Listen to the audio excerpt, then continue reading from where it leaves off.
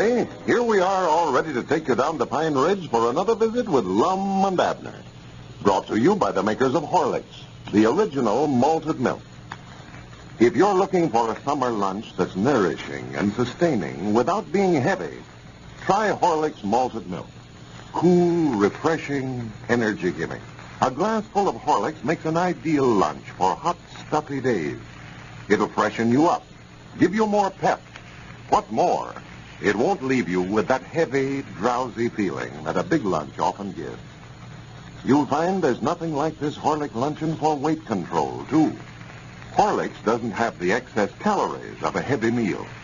Try the Horlick luncheon every noon this summer and see if you don't feel a whole lot better.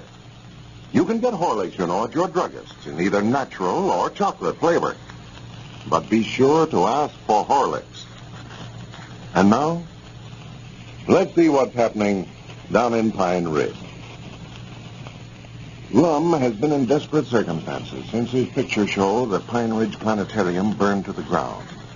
As we learned yesterday, the old fellow had no protection against loss by fire and was left practically penniless. He appealed to his old friend Abner for a job at the Jot 'em Down store and was given the position of delivery boy. As we look in on Pine Ridge today, we find Lum down at the store discussing his new occupation with Grandpappy Spears. Listen.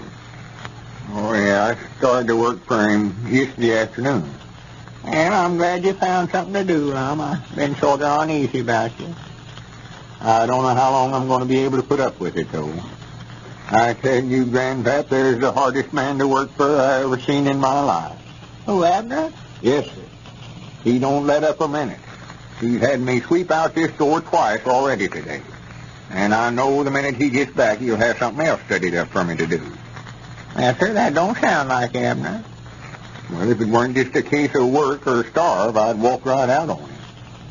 Yeah, I wouldn't put up with him passing me around that way, Lum. I just wouldn't do it. I wouldn't either if I could find any other job. I'd rather dig ditches than to have that little varmint ordering me around. Now, what's the matter with your justice of the peace business, Lum? Can't you make a living out of that? No, not this time of the year, Grandpap. Around springtime, the fall of the year, body can pick up a few odd dollars marrying folks. But justice of the peace is awful quiet long about now. Used to, body could do well at it. Well, maybe it's just you, Lum. You're used to being the boss around here, and when Abner keeps bossing you around, it just don't sit well with you. No, it ain't that, Grandpap. Now, like this morning, Sister Simpson called up here for a spool of thread. A spool of thread, mind you. He sent me clean over to her place, walked all the way over there in the boiling hot sun with a spool of number 50 white thread when it was a spool of number 60 black she's a woman. I had to walk all the way over there and back twice. Made a mistake, huh? Well, I don't know whether it's a mistake or not. Wouldn't surprise me none if he never done it a purpose. Well, I do know. He just appears to take a delight in ordering me around. Especially if there's a customer in here. He embarrassed me to death in front of Ezra Seastrunk this morning. Calls me boy. Boy?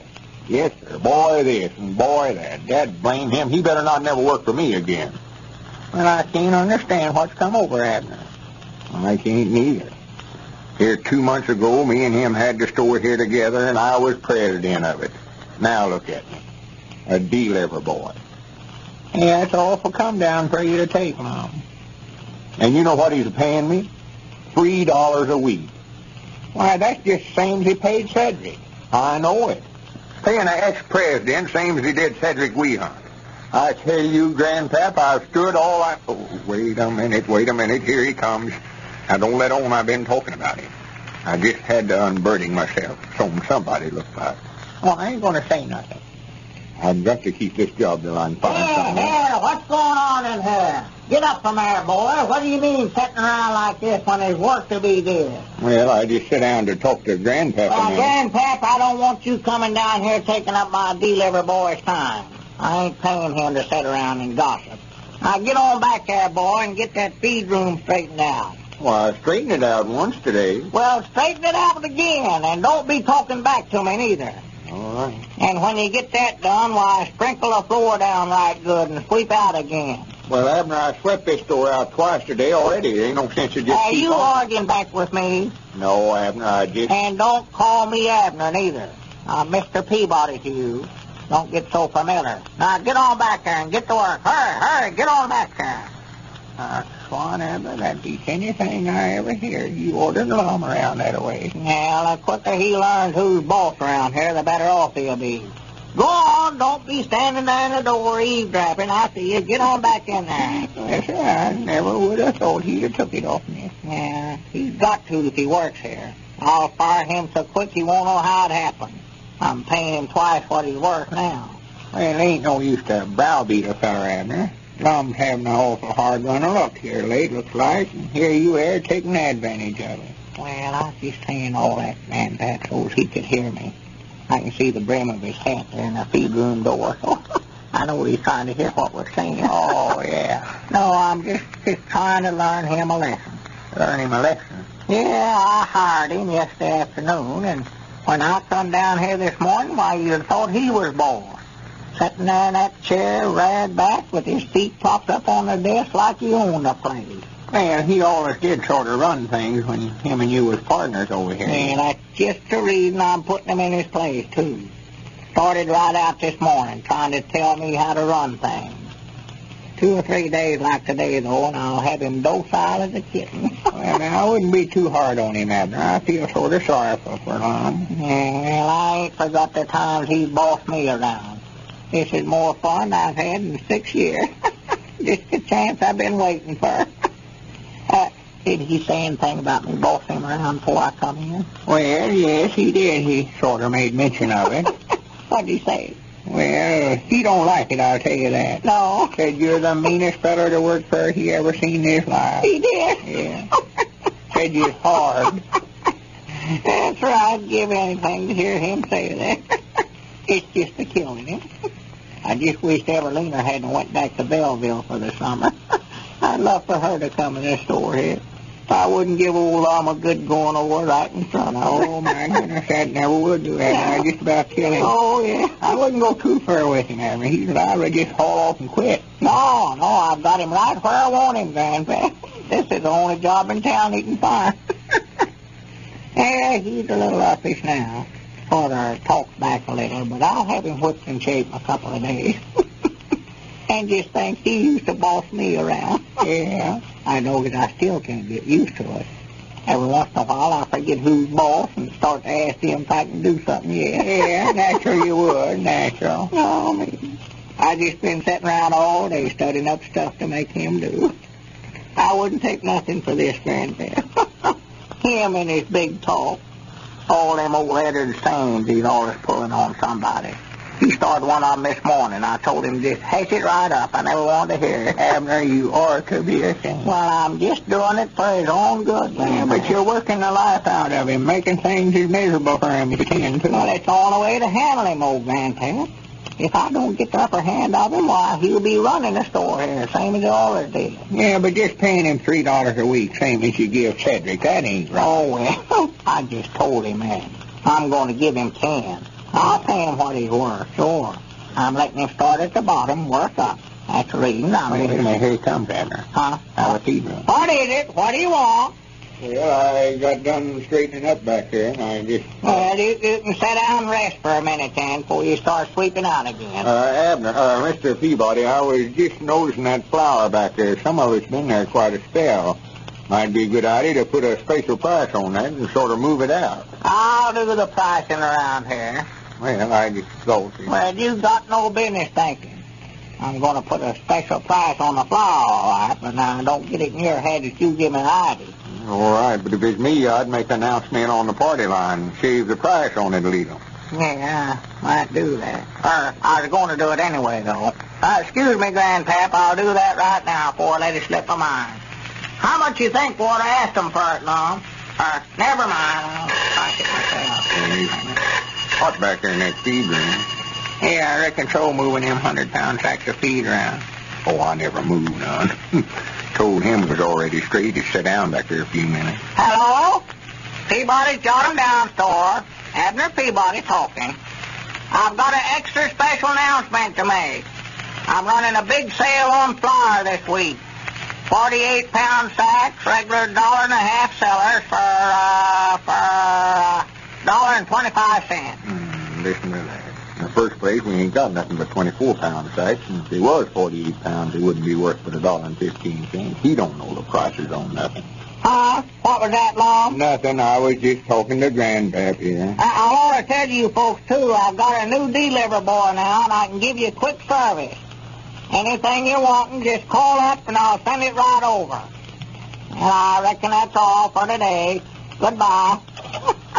I go to that party line is the handiest thing at all. I'm showing these folks around here how a grocery store ought to be run. Yeah. Yeah. But a man at the head of it now knows the business. Good thing I got hold of it when I did, too. Everything's being run. And like they've been bankrupted by this time. Wait a minute. Answer the phone there, boy. You mean you want me to answer it? I'm looking at you, Anna. Get up. Get a move on. You act like you're 100-year-old. Hello? The Jot 'em Down store. Lum and Abner. Hello? Good thing you can. Yes, Mom? I don't want him off. Why, sure we can. What is it you're needing? Okay. He's so mad he can't see. What else? All right, I'll get it right over there. Yes, Mom. All right, thank you, Mom. Abner, the widow Abernathy needs a can of baking powders right away. Says she's waiting on them to make biscuits for supper. Here, take this can and get it over just quick as you can. Hurry. What Abernathy? Yeah, hurry up. Well, I'll see you after a while, Grandpa. All right, Abner. Granny, look at him go. He's aiming on getting that delivered in a hurry, ain't he? Well, funny part of it is he forgot that I'm supposed to be the delivery boy, and he's taking it over himself. Why, sure he has. Well, that's a good one on him, ain't it? Not only that, but he's taking her baking powders, and she ordered soda. So now you'll have to make another trip. Granny, I figured I'd set you. Well, Abner's been taking orders from Lum too long to change at this late date.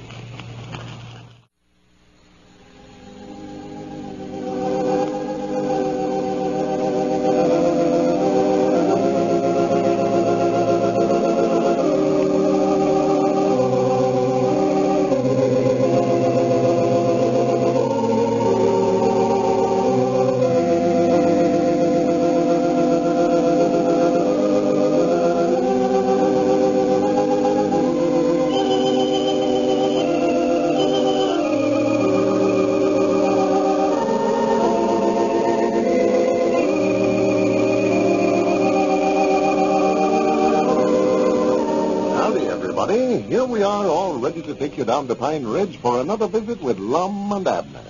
Brought to you by the makers of Horlicks, the original malted milk. Your doctor will tell you that one of the most important factors in good health is plenty of sleep, plenty of real refreshing rest. Without a sufficient amount of sleep, your resistance to sickness and disease is lowered. You feel generally run down. Many of you, I know, have difficulty getting to sleep at night. You lie awake for hours, lie tossing around, and are consequently not at your best next day.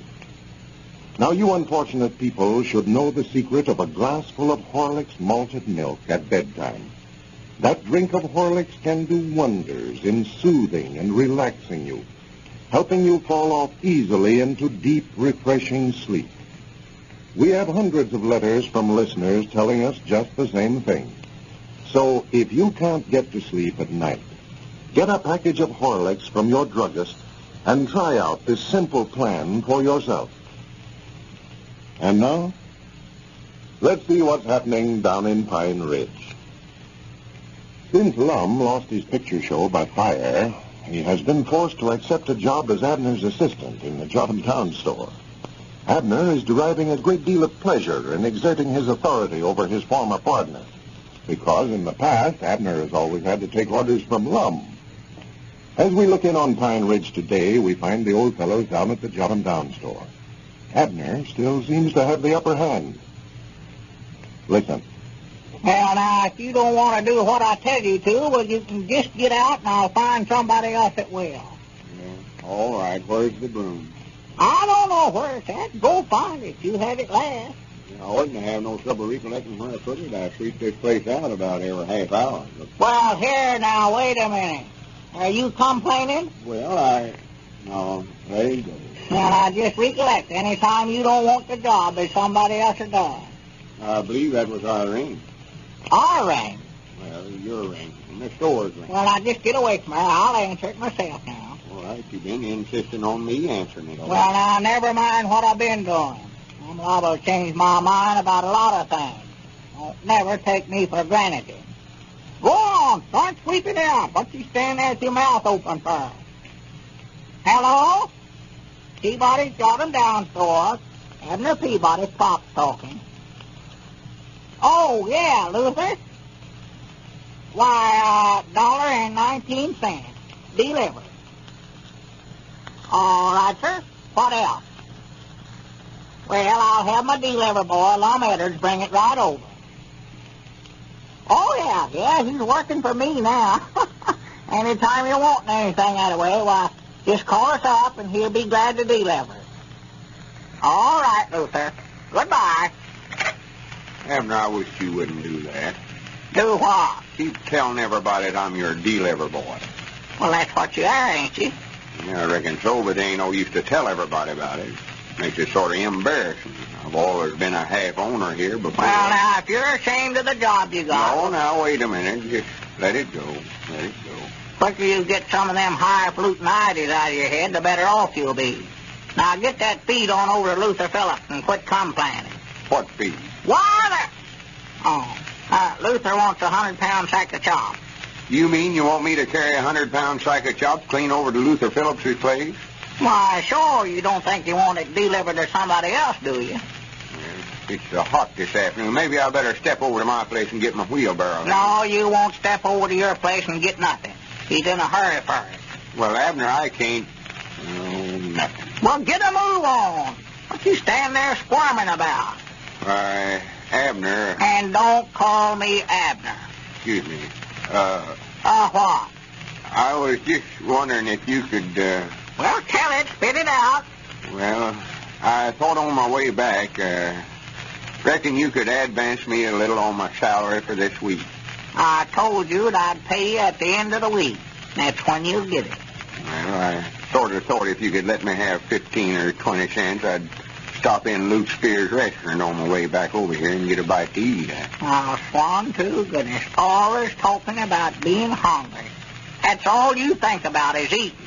Yeah, I reckon I have thought about it right smart today. Well, you ought to cut out that eating betwixt meals. Well, this ain't betwixt meals, though. I ain't ate since yesterday. Yes? Well, cut yourself off a piece of them cheese and get you a handful of crackers over there, and you can eat it on your way over to Luther. Well, how am I going to eat cheese and crackers and carry a 100-pound sack of feed? I don't know, but if you're as hungry as you say you are, well, you'll figure out some way to do it. Yeah, I'll wait till I get back then. Well, go ahead. Get it on over there. Luther's cow will be starved to death before you get over there with it. Yeah, and I ain't for sure but what I will, too. Well, you could have been over and back by this time. It ain't no peace over there hardly. If you get a move on, you go out the back way there. Well, I'll be back directly then. All right, and don't piddle around now. Might be somebody else needing something over here. Oh. Lord. Hello? Pearl? Is your mama there? Well, tell her to get herself up to... ask her to please come to the phone, honey. All right. I nearly forgot myself there. Hello, Abner. Hello? Howdy, Dick. No, I thought that was a telephone talking. Elizabeth. I didn't think it sounded much like her. Hello, Dick. Elizabeth. Doggy, there's too many on the phone here. In the store. Hold the receiver. Sit down, Dick. I'll be through here in just a minute. Sure, go ahead, Abner. Hello? Hello? Elizabeth? That's from it all. Oh, nothing. I just got myself mixed up here. I can't tell who I'm talking to. Why, of course I called you. Elizabeth, I wondered if you could fix a sort of a special supper tonight. Yeah, sort of extra special grub, sort of. Yeah, fried chicken and some hot biscuits and gravy and, or chocolate cake and anything else you can think of. Just fix up all you can stack on that table over there. Why, I want to have Lum come over and eat with us. Oh, it's a shame. He ain't had nothing to eat since yesterday and never told me nothing about it till just a while ago. No, now, he can make out till supper time. That's all right. Well, fine. Well, good. Dog, it makes me hungry to even think about it. Well, yes, but of course I'll get to eat some of it myself, too. All right, honey. All right. Goodbye. Taking old Lum home to supper with me tonight. Did I hear you say that he hadn't eaten since yesterday? Yeah, that's what he said just a minute ago. I know he's running close to being broke, but I never thought about him going hungry. Well, I didn't know he was that hard up. Oh, yeah, that fire just run and cleaned him out. Well, I heard he's working for you down here now. Yeah, he's delivering. Well, that's what I came over to talk to you about, Abner. Grandpappy Spears was telling me this morning that, well, it's probably none of my business, but he said you've been sort of running over Lum. Running over him? Yeah, said you're just making life miserable for him. Talking to him like he's some slave here. Oh, well, I might have did that all right, but I ain't run over him. I ain't even got a car in the first place. Well, I mean that you're abusing him, imposing on him down here. Well, Grandpap said I run over him or something. He's just making it up. I've been trying to sort of learn him a lesson here, show him how it feels to have somebody boss you around all the time, but, oh, me, I wouldn't run over him with nothing. That's liable to cripple him for life, bigger thing as an automobile is. Well, I wasn't talking about running over him with an automobile accident. Well, a wagon or a buggy or anything else. I just wouldn't think of doing it.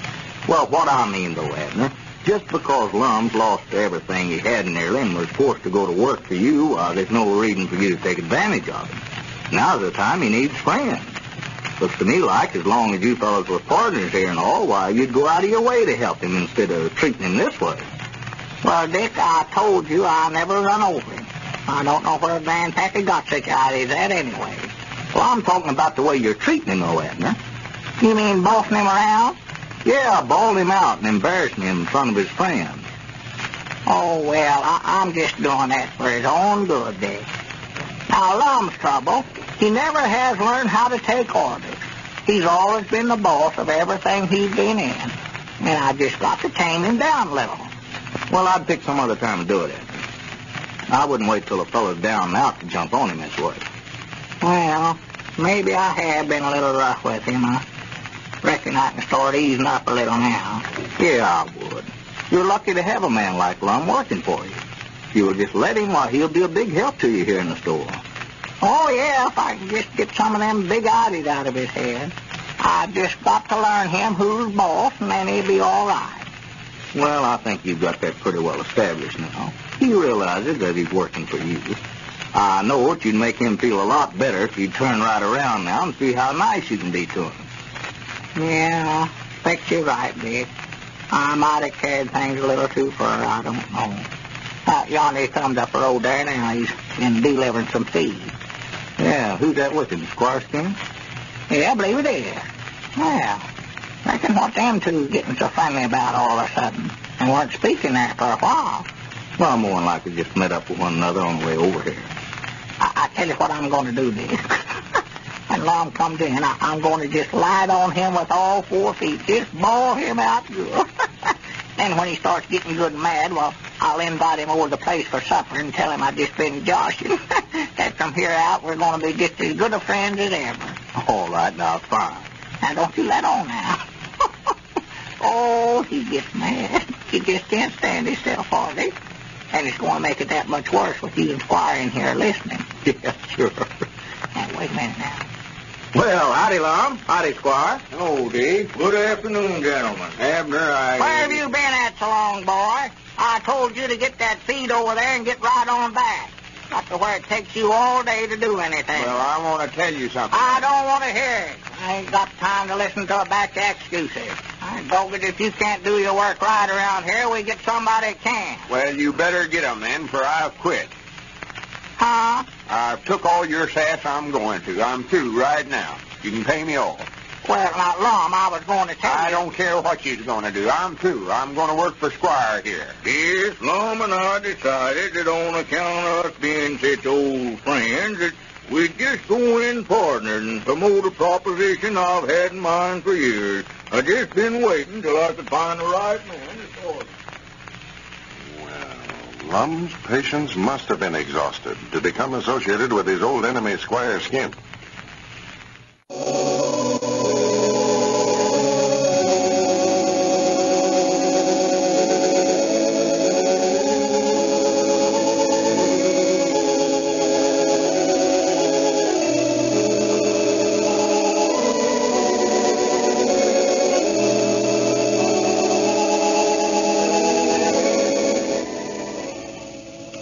Howdy, everybody. Here we are all ready to take you down to Pine Ridge for another visit with Lum and Abner. Brought to you by the makers of Horlicks, the original malted milk. Next time you have guests, try serving this famous original malted milk for supper. Horlicks is especially suitable for summer parties. Cool, refreshing, energy-giving, easy to make. It has every quality that you could desire. It's especially good to drink, too, and goes well with anything else that you choose to serve. If you've never tried Horlicks, listen to how simple it is to prepare. All you have to do is to mix the powder thoroughly with either water or milk and set it in the refrigerator to get really cold. That's all there is to it. And by the way, you can do the mixing with an ordinary egg beater if you like. Get a package of Horlicks from your druggist in either natural or chocolate flavor. You'll find many other uses for it, too. And now, let's see what's happening down in Pine Ridge. You know, for the past few days, Lum has been employed as delivery boy at the Jot 'em Down store. Abner, who is sole owner of the store now, has been making life very miserable for the old fellow. So yesterday, having reached the end of his patience, Lum suddenly quit Abner to join forces with their former enemy, Squire Skimp. As we look in on Pine Ridge today, we find Lum over at his home, just resting. Listen. Come in, come in. Well, howdy, Dick. Come right in. Well, I was afraid you wasn't here long. I had the front door closed and the shades all gone. Yeah, I keep the house shut up this time of day. It makes it cooler. Yeah, it feels hot today. I just noticed the thermometer on the front porch of the store there. At 96 in the shade. Yeah, I tried to take a nap out there on the front gallery a while ago, but the sun worked around to where it did me. And sit down, Dick. Go off that chair. Yeah, well, I can't stay but a minute. Just come over to talk to you about Abner. About Abner? Yeah, he was telling me he came over here to see you this morning. You ran him off the place. Yeah, and the next time I'll set the dog on you. Well, he feels awful bad about the way he treated you while you were working for him down there at the store. He feels bad about it. How you think I feel? Well, he knows now that he was wrong about it. You see, he was afraid when you went to work down there for him that you'd try to take charge and run things like you always did, so he just started in to let you know who was boss. Yeah, that's what he says. I know why he treated me that way. Seen I was down and out and couldn't find a job no place else, so he'd taken a delight in making it just as hard for me as he could. Showing out, embarrassing me in front of my friends. Well, there's no doubt but what he carried things too far. I'm not upholding him. But he wanted me to come over and explain to you just why he acted that way. No, sir. He just showed me what kind of a man he is. He's a different man when he gets a little torty. Abner's a hard man. Well, now, he didn't intend to keep that up long. He had it all planned yesterday afternoon when you came in there with Squire. He was going to bawl you out like he was mad and then tell you it was all a joke. He was even going to take you home with him for supper last night. But, of course, you quit and stomped out before he had a chance to tell you. Yeah, he's just saying that to get me to come back to work for him. I wouldn't believe him on oath. Ain't a thing to him. A fellow that'll be your friend till you need him and then turn again you, there ain't a thing in the world to him. Well, I'm sorry you feel that way about it, Lum, because I know that Abner hates it. Well, I appreciate you coming over, Dick, and all that, but there ain't no use for you to try to patch things up twixt me and Abner. I'm through with him. Just glad I found him out. Well, I've done all I can. I told him I'd come over and talk with you about it. Yeah, well, I appreciate your interest, Dick.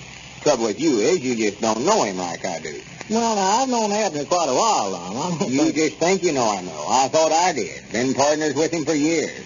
Thought I knowed him like a book. Best way to get acquainted with that gentleman is to work for him once. He's a Jekyll and Hyde, that's what he is. A snake and wolf cub, in the weeds. Yeah. Well, tell you the truth, Lum, I don't see how Abner's going to get along over in that store without you. He's way too high on some stuff, and other items he's got marked down below cost. Losing money every time he makes a sale on. I don't know what I can. Wait a minute. Come in. Come in. What are you doing back over here? Well, Lum, I just want to talk to I told you to stay away from over here. Now get out. Just stay off of my premises. Well, Lum, if you'll just listen. You don't get out of here, I'm going to set the dog on you. Here, lead. Here, lead. Hey, Granny's that got shut of me. You ought to be ashamed of yourself, Lum, sticking a dog on you. Oh, Lead ain't even here. He went fishing with the Macmillan boys this morning, but he don't know it. I mean, Abner don't. How funny. You fellas are not a pair. Wait, I want to raise the blind over here and see where he's at. Well, for the land's sake, he's still running. Well, look at it. I'll get even with him yet, don't you worry. Well, I'm just afraid he's fixing to lose everything he's got over in that store now. He doesn't know anything about buying or selling either one. And he's letting anybody have stuff on credit that asks for it. Well, I don't wish him no bad luck, but if he does go broke, I'd love to give him a job. I wouldn't fix him. Just glad I found something else to do, that's what Now, I'm by the way, what kind of job is this you got with Squire anyway, Lum? Well, to be honest, Dick, I don't hardly know myself. Now, how come you to get strung in with him? Oh, I don't know. I just met him down the road there. You see, he seen me carrying a sack of feed over to Luther Phillips's place, and I got to tell him how Abner was treating me down there at the store. Made Squire awful mad when he heard it. Yeah. Yeah, you know, that Squire ain't such a bad fellow after all, Dick. Here, I thought he was an enemy of mine. Turns out to be one of the best friends I've got. Appeared to take an awful interest in my troubles. Just shows a fellow never knows his real friends till he gets down and out, you know. I had some awful nice things to say about me. Well, I hope it's something that you'll make some money out of, Lum. Oh, well, Squire says it's the biggest proposition to ever hit Pine Ridge. That's what he says about it. It is. I think he just let me in on it through kindness. Knows I've had a hard run of luck here lately. He says it'll make us both rich. Well, I'd be careful what I went into with Squire's scheme. You know, his reputation's not any too good around this town. Oh, well, don't you worry about me going into anything I oughtn't to. He's coming over here today to explain the proposition to me. Went into the county seat this morning to get some printing done. Said he'd be back this afternoon sometime. Went in to have some printing done. Yeah, that's what he said. I can't hardly wait to hear all about it. Get started at it. I just wonder what it is he's got in mind. Well, he never said, and of course it wasn't my place to ask him. Something good, though, about you. Well, it doesn't sound like Squire Skimp to be giving anybody anything, Lum. I wouldn't let him fool me with that friendship stuff. You know, it hadn't been over a couple of weeks ago that he was suing you for damages. Yeah, we talked about that some. You see, he ain't mad at me because he lost the case. He said he weren't. And here just a few days ago, while you were suspicioning him of being the one that set fire and burned down your picture show. Yeah, I'm kind of ashamed of myself over that, too.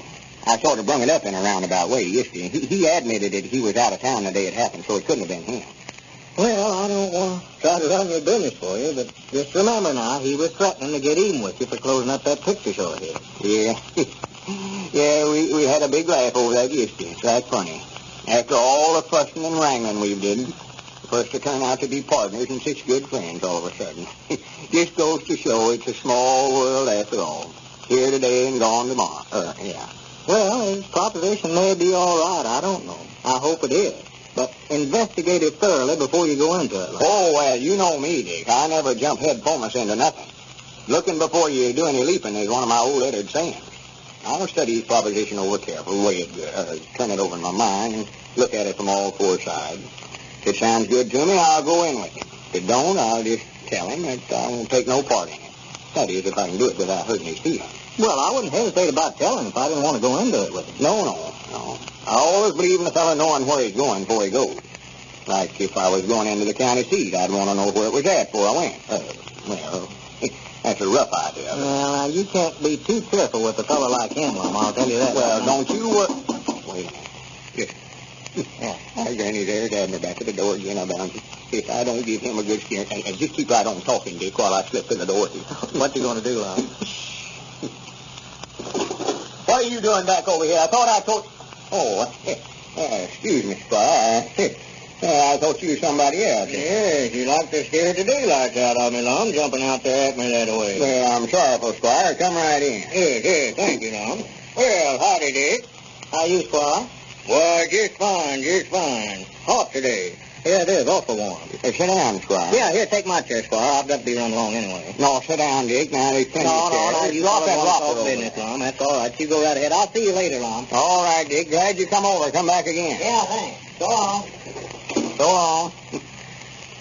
Well, Squire, I've had the fidgets all day, just busting to find out what this proposition is you've got studied up. Now, Well, it's a dandy, I'll tell you that, Lum. Well. In all my business experience, I've never run across anything with the possibilities of this has. We're both going to be rich as bottom line. Well, good. Tell me about it. I just don't know how to thank you for letting me in on a deal like that. Well, I studied over, Lum, trying to decide who was the right man to get in with me, and I finally picked you. Yeah, natural. You know, I've sold a lot of stock in different enterprises here in Pine Ridge, and, well, some of them haven't panned out like I thought they would, and some of our good citizens have lost a little money on the deal. Yeah, I know that, Squire. And some of them has got to wear their little jubers about anything that I've got to offer. Yeah, they Now, that's the reason I picked you. I knew you was a man that they all had confidence in. And I knew you'd want to help them if you could. Oh, yeah. Yeah, if it's something I can help my friends in, I think I'll be interested. Well, you'll make every one of them rich right along with yourself, Lum. Well, what is it, Squire? Natural, I want to know what it is before I go into it. Yeah, well, first, Lum, let me show you what I had printed up today. Yeah. Look at that. That's what I went into the county seat for. Well, granny, that's pretty, ain't it? Oh, yeah. Yeah. Looks like a diploma, don't it? What is it, an eagle holding them flags and them wires in his feet there? Is that just a chicken hole? No, that's an eagle, all right, Lum, but that isn't what I wanted to show you. Look right down there in that right-hand corner. There, look there.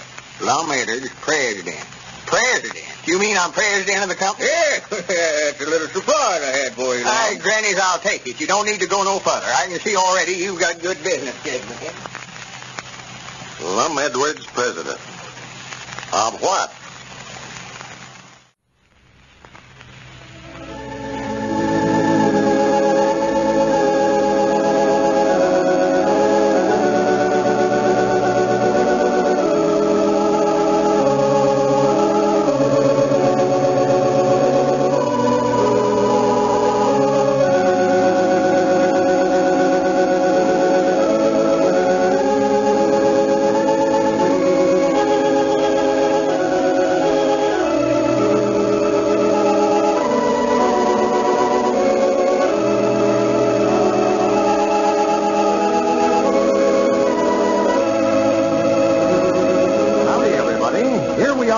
To take you down to Pine Ridge for another visit with Lum and Abner.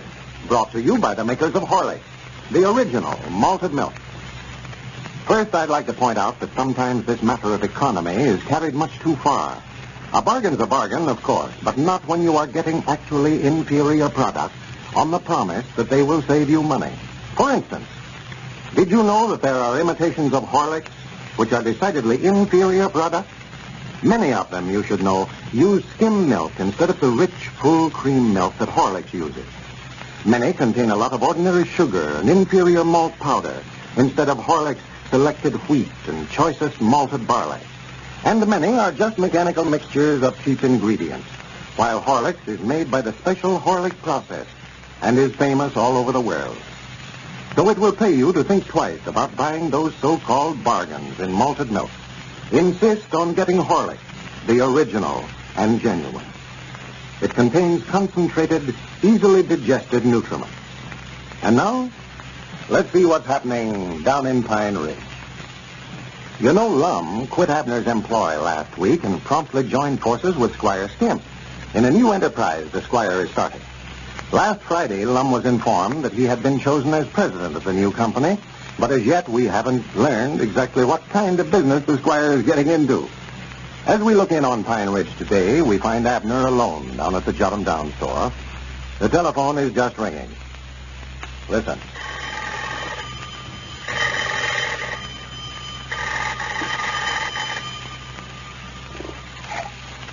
Jot 'em Down store. Abner Peabody talking.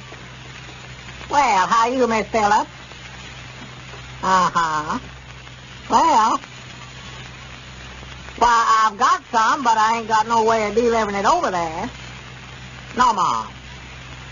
Well, I ain't got no help here in the store, and I just can't lock up to make a deliver. I have been trying to, but I can't find nobody. Don't reckon your husband want to work down here, would he? Uh-huh. Invested in what? Oh, yeah. I believe I heard somebody else say something about buying some of that, too. Yeah, howdy, Abner. Huh? Oh, come in, Grandpap. I'll be down here in just a minute. Oh, yeah, go right ahead, Abner. Well, I'm sorry, Miss Phillips, that I can't deliver that. I could bring it by to you on the way home tonight. Oh, you do? Well, thank you anyway. All right. Goodbye. How you, Grandpap? Probably, I reckon, Abner. My woman said you left word for me to come over here to the store when I got in. You wanted to see me. Yeah. Sit down, Grandpap. How would you like to go back to work for me here in the store? Is that what you wanted to see me about? Yeah, I've just got to have some help in here. This thing's just more than I can look at by myself. Oh, yeah, I don't much believe I'd be interested, Abner. I'll pay you good wages, give you $10 a week. Well, there was a time when that'd sound awful big to me, Abner, but not anymore. Why, it's as much now as it ever was. It sounds like chicken feed to me. Like chicken feed? Well, small thing. Well, now, that $10 a week would come in mighty handy, Grandpa. That's $40 a month. We collect that. Yeah. Oh, it's good enough wages, I reckon, Abner, for anybody that needs the money. Personal, I'm sort of figuring on retiring myself. Just quitting work and taking life easy. I'll have more money than I know what to do with anyway. More money than you know what to do with? Well, I ain't got it yet, but I will have it. Oh, some of your relations leave you something? No, just a little invest I made. A friend of mine let me in on a proposition. What is it, Grandpa? Well, I ain't supposed to say nothing about it, but I'll tell you.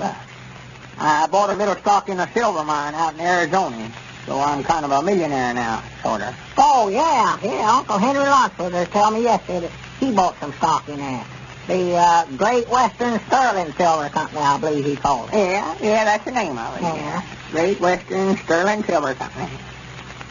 And I never knowed Uncle Henry was in the company. I'll have to have Charity invite them over to the place some night. Us being partners in business together now, you might say. Yeah, Miss Phillips was just now telling me on the phone that Luther bought some of it, too. Well, good for Luther. Good for him. It'll make him rich. Well. Yeah, sure it will. I ought to go by and see him, I reckon. Tell him how glad I am he's in the company with me. But I reckon he'll be over to the party tonight. I can tell him over there. Party? Who's having a party? Well, it ain't exactly a party. Banquet, I believe they call it. They're having it down at the Lodge Hall tonight. Just for the 400 set here in Pine Ridge, the millionaires. The millionaires? Yeah, there's folks that bought stock in the Great Western Sterling Silver Company. Oh. People ain't going to mix and mingle around here like they used to, Abner. There's more likely to be a dividing line drawn amongst the social. So they're separating the sheep from the goats and all. Well, they ain't taking sheep and goats into society, too, Alex. Well, now, what I mean, Abner, we're going to have to give it up. Wait a minute, I believe that's my ring, Grandpa. More likely somebody else wanting something delivered. Check, blame it. Hello! Peabody's got him down, Sora. Huh? Oh, hello, honey. Have I did what? Honey, for goodness sake. No, I ain't bought no stock in nothing. Why? Oh, yeah, Grandpappy Spears was just now telling me about that. Yeah, a banquet he said they was having. Uh-huh. Well, I don't reckon we can, according to what Grandpap said. Well, nobody can go except them that's bought stock in that silver mine. That's what he said. Well, now, don't take on that away. Well, I'd love to go, too, but if we ain't invited, we can't go. Oh, must be Elizabeth. Who?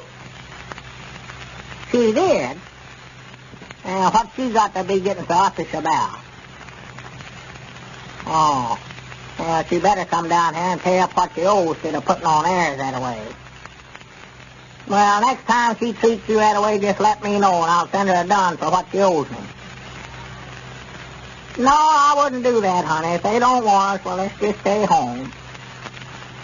Well, now, don't fret over it. Just recollect, you're just as good as they are, every bit. Society or no society. All right, honey. Goodbye. Is that your woman, Abner? Yeah, she's all tore up because we ain't invited to that banquet tonight. Yeah, that is a shame y'all can't be there. Got the biggest affairs they've ever been held here in Pine Ridge, I reckon. It's going to be formal, you know. Going to be what? Formal. And men folks has got to wear their coats. Oh, well, I'm glad I ain't going in. I know I wouldn't like that. No, I tell you the truth, Abner, I don't either. Me with a new pair of pink sleeve holders that I ain't never had a chance to wear yet, too. Well, the only thing I hate about it, Elizabeth wants to go so bad. She says she's the only one in her circle of the missionary society that ain't been invited. And the others is snubbing her. Yeah, well, that's the trouble with society, Abner. It's cruel sometimes. Lots of wrangling mixed up in it. Yeah. I say the widow Abernathy and Sister Simpson had a big argument this morning about which one of them's going to sit on the right side of the toasted master tonight. Yeah, well, them two's always trying to outdo one another. If both of them belongs to that 400 set, well, they'll have it divided like Squire and two. Have two 200 sets out of it before they get with your ring, I believe, Abner. Oh, yeah, I believe. Hopefully the death ain't been insulted again. Hello. Got 'em down, store. Mom? Oh. Any what? No, I reckon not. I never even heard of it. What's it like? Well, what are you supposed to do with it? Yeah, well, wait a minute. Dan Taps, have I got any caviar? Any what? Why, Squire Skimp's woman's wanting some caviar, but her and me neither one don't know what it is. She must have the name wrong, Abner. I never heard of that name. Tell her you ain't got it. Hello? No, Mom, I ain't got it. I sold the last one I had just a while ago. I got some nice Oregon molasses if they'll do. Abner, here comes Cedric. You might get him to go back to work for you. Huh? Well, wait a minute, Doctor. Well, I'm awful sorry, Miss Skimp. I'll put it on my walk list. All right. Thank you, Mom. Now, I don't know whether to ask the dry goods salesman or the hardware salesman first. Well, howdy, Mr. Abner. Hello, Grandpa. Yeah, Cedric, you're the very fellow I want to see. Yeah, Abner's got some good news for you, Cedric. Yes, sir. How would you like to go back to work here in the store for me, Cedric? Well, I don't hardly know. I'll give you $5 a week. Well, that sounds good, all right, but I ain't working no more nowadays, though. Ain't working? No, I don't aim to ever hit another tap. Just spend all my time spending my money. Oh, for goodness sake, Cedric. Have you bought some of that silver mining stock, too? Yes, Mom. How'd you find it out? Well, I figured you had. Dad, blame it, ain't you nobody left around this town that wants to work? I don't know. Mose Moose closed up his barber shop a while ago, locked the front door, and throwed the key away. He ain't going to work no more neither. Well, I'll swan to goodness. I think the folks around here is losing their reason, if you want my notions on it. Whoever's selling all that stock is just ruining the town. Why, he's doing everybody a big favor by letting them in on it, Abner. Well, I hope you're right. Oh, yeah, we're going to make all kinds of money out of it. See, I've got it down here somewhere as I set the figures down. Yeah, here it is. For $25, that's a half a stock I bought. I'm going to get back $4,064 by next March. For the land thing. Yeah, and $100 worth will make me better than $16,000. Well, here comes Lum and Abner. Undoubtedly, he ain't coming in here. Yeah, I believe he is, Abner. I don't, he ain't even been speaking to me. Maybe he wants to make up with me. And Lum's a fine man, Abner. Yes, he sure is. I don't know what folks around here do without him. I don't think I bound to him and Squire had a falling out already. He's coming back over here to ask me for his job back.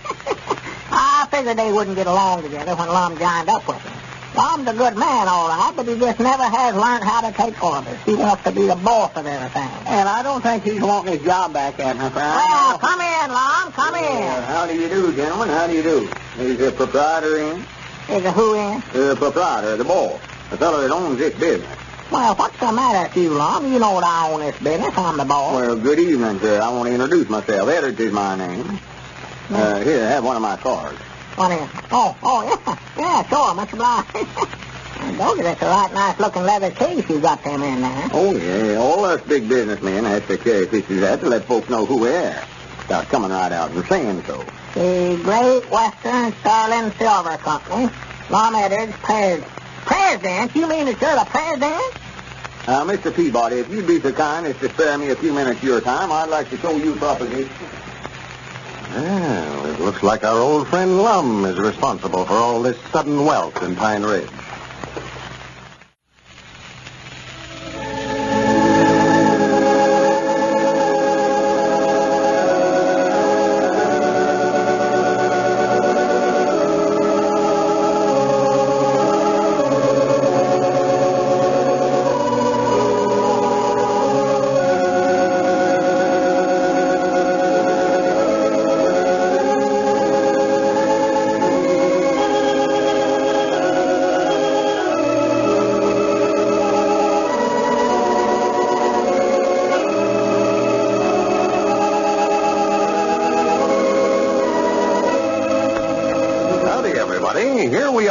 all ready to take you down to Pine Ridge for another visit with Lum and Abner. Brought to you by the makers of Horlicks, the original malted milk. Have you discovered the many occasions on which you can use Horlicks as a cool, refreshing drink? For breakfast, as a change from tea or coffee. For lunch, in place of a heavy, hard-to-digest meal. Horlicks, you know, makes an especially fine noonday meal. Nourishing and sustaining, it won't leave you feeling drowsy as a heavy lunch so often does. Then Horlicks makes a fine, cooling drink last thing at night. One that'll help you sleep much better. Get a package of Horlicks malted milk from your druggist in either natural or chocolate flavor. You'll find many other uses for this cool, delicious food drink. And now, let's see what's happening down in Pine Ridge. Lum and Squire are having no difficulty in selling stock in the Great Western Sterling Silver Company, the Arizona mining venture in which Lum is now associated with Squire. Lum is sincere in his belief that the mine will make all the stockholders rich and is influencing all of his friends to invest in the company. As we look in on Pine Ridge today, we find Dick Huddleston and Abner over at the Jot 'em Down store. These two are practically the only ones in Pine Ridge who have not bought stock in the enterprise. Listen. No, I don't know what to tell you, Abner. I didn't buy any myself. I've invested in all the mining stocks and oil wells that I'm going to. Well, I told Lum I'd let him know today. He seriously thinks it's a good investment. Yeah, I know he does. And he's selling a lot of it, too. Why might not everybody in town's bought some of it? Folks is mortgaging everything they got to raise money to buy it with. Yeah, I hope it turns out all right, but I'm just afraid there's going to be a lot of disappointed people around here. Well, it's guaranteed. Lum's guaranteeing anybody that buys in it, they'll get back $160 for every dollar they put in it. Yes, he guarantees it, but what's he got to back up his guarantee? Why, the Great Western Sterling Silver Company. Well, that's Squire Skimp and Lum. Neither one of them's got anything, or didn't have till they started selling stock in this company. No, that's right. I hadn't thought about that. Maybe if I told Elizabeth about that, well, she wouldn't be so dogged anxious for me to buy some of it. Oh, does Elizabeth want you to buy some stock in it? Yeah, of course. The main reason she wants it's on account of the society end of it. She says none of her friends won't hardly speak to her now, of course she ain't one of the 400. See, them that bought stock is a 400, and them that never, why, ain't nothing. Yeah, all this society business is the silliest thing I ever heard of. They better wait till they get some money out of it before they start acting like a bunch of millionaires. Well, they had that big banquet down there last night, you know, all the stockholders in the silver mine, and they organized some kind of a society they call FFPR. Yeah. Sister Simpson spent 2 hours telling me about that this morning. The FFPR stands for the First Families of Pine Ridge, you know. Yeah, and Squire Skimp is the head of it, and he ain't lived here over 4 years. Oh, well, it doesn't mean anything anyway. Just a bunch of them around here trying to be a lot more than they are. Squire just getting them all worked up over this society business to sell stock in the company. Making others think that if they don't belong to the FFPR, why, they won't amount to anything. Well, he's just running into town, I'll tell him that. Mose Moots has closed up his barber shop and quit work. Caleb Weehunt's closed up his blacksmith shop, just locked her up. Yeah, I saw his shop locked up. I wondered what was wrong. Oh, he says now he's going to be rich and doing society. He can't be down there shoeing horses for a living. Imagine Caleb Weehunt in society. He might entertain him with some of his strong-arm stunts, show him how he can lift a piano by himself or something like that. Well, what about them mill hand of Walt Bates? They all bought a little stock in the company, and Walt said there weren't over half of them showed up to work this morning. They just quit, took plumb out. Well, even if this silver mine does make them some money, it'll be some time yet before they start getting anything back from it. Why, sure. Wait a minute, that was my ring, I think. Hello? Peabody Jot 'em Down store. Who? Oh, how you with her? Well, good. Yeah, I heard you was one of the stockholders. You mean you're giving a party tonight? No, I reckon we don't belong to the FFPRs. We ain't bought no stock yet. Why, sure, I understand. Well, that's all right now. Mom? Any what? No, I reckon not. Wait a minute, Dick Huddleston's sitting here. I'll ask him if he's got any down at his store. Dick, have you got any anchovies down there at your store? No, I haven't, Abner. I don't carry them in stock. With Abernathy said you use them to make little sandwiches out of for parties. Yeah, well, I haven't got any. Hello? No, he ain't got none either, Witter. Huh? Well, I do try to keep a complete stock. Last few days, folks have been calling up there wanting stuff that I never heard of before. Well, I reckon I am a little behind the times, but feller can't buy stuff he never heard of. All right, Witter. Goodbye. I'll swan if they ain't called up wanting more kind of grub here the last day or so, since they started doing society down here. Stuff I never heard of. Well, they never did either, Abner. Like Sister Simpson yesterday. Called up wanting to know if I had any consomme, and I told her yes and sent over a can. She brought it back down there and said I made a mistake and sent her soup. Why, it's getting to where about he can't sell them just common grub like they've been eating. Calling down here wanting mushrooms and caviar and all that kind of stuff. All I can tell him is I'm putting it on my want list. Well, now, I wouldn't stock all that stuff, Abner. They'll get tired of this society foolishness, and you'll have all that stuff left on your hands. Yeah, I might do it. I think that Boris teacher's put a lot of these ideas in their heads anyway. That wife of his looks like the type that'd go in for society. That Boris teacher? Yeah, this friend of Squire Skimp's that came in the other day, going to spend the summer out there. You mean that little dude that I seen chasing around with Squire? Yeah, that's him. He and Squire were down at the store this morning. He's going to give voice lessons if he can find anybody who'll take them from him. Well, he'll never get a dime out of me, I'll tell him that. That's one thing I hate and despise is singing lessons. I think that singing just comes natural to a body. Like me, I never had a lesson in my life. Well, I think he just teaches classical music over there, and opera and stuff like that, concert singing. Oh, well, I don't know nothing about that. Well, listen, wait a minute. Is that Grandpappy Spears coming up out there? No, that ain't. Why, it is. Why, that's him just showing the world. Well, where did he ever get an outfit like that? I don't know, but he's sure dressed up, I'll say that for him. Look at them shoes, won't you, black and white. Yeah, sports shoes. Now, he must have bought that outfit in the county seat. He couldn't buy clothes like that in Pine Ridge. Now, if he ain't a dude, just look at that. Yeah, black and white checkered coat and straw hat. Well, Grandpap, I never hardly knowed you. I looked out there and thought you some college boy. Howdy, boy. Well, come in here and let us look at you, Grandpap. I never saw you so dressed up. No? How do you like it? Well, sir, you look fine. That's what everybody says. Is them new clothes? Sure they're new. I just bought them in the county seat this morning. Well, why didn't you get your coat and pants to match in? Well, in the first place, they ain't supposed to match. In the second place, this ain't no coat. It's a sport jacket. And these are slacks. Look at them pleats up there at the top of them. For goodness sakes. You ought to have some ruffles put on the bottoms of them, too. That's some shirt you got on there, Grandpap. Yeah, that's a polo shirt. Made as whisper, they say. Awful cool with the neck sewed back this way. Well, what's the idea of dyking yourself out like that, anyway? I'm supposed to meet Lum over here. Him and me's going to a tea together. To a tea? Yeah, Sister Simpson is giving an afternoon tea for the FFPRs. Caleb Weehunt's woman and my woman is pouring. Porn?